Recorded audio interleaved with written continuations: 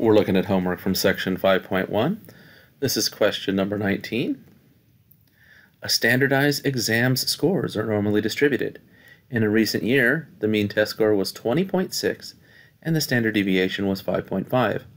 The test scores of 4 students selected at random are 14, 23, 7, and 36. Find the z-scores that correspond to each value and then determine whether any of the values are unusual. So before we can find the z-score values, we need to review the definition of the z-score formula. So the z-score formula is that z is equal to x minus mu over sigma. So we're given several values of x, but we need to make sure we understand what mu and sigma are. Mu is the mean, which is 20.6. Sigma is the standard deviation, which is 5.5. So let's start with our first x value of 14. If we plug it into the z-score formula, we find out that z is 14 minus 20.6 over 5.5. That's negative 6.6 over 5.5, which is negative 1.20 rounded to 2 decimals. When x is equal to 23, we have z equals 23 minus 20.6 over 5.5, which is 2.4 over 5.5, and 2.4 divided by 5.5 rounded to 2 decimals is 0.44. For an x value of 7, z equals 7 minus 20.6 over 5.5. That's negative 13.6 over 5.5, which is negative 2.47.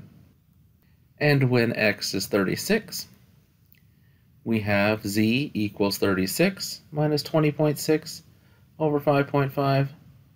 That's 15.4 over 5.5, which has a z-score of 2.80.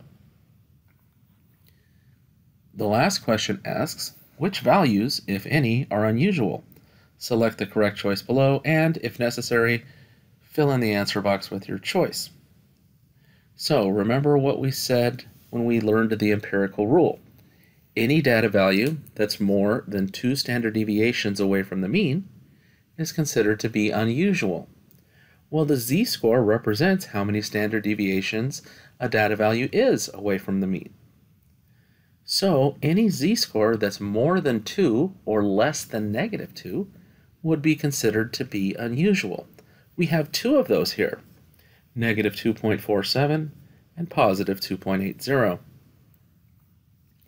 So what do we enter as our answer? Are those the answers, those z-scores? And the answer is no.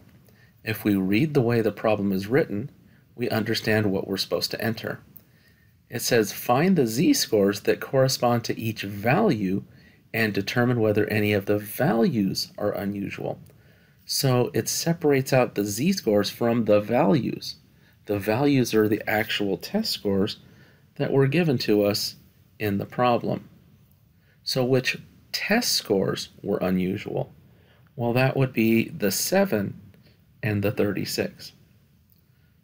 So 7 and 36 are your unusual values. And that's your answer.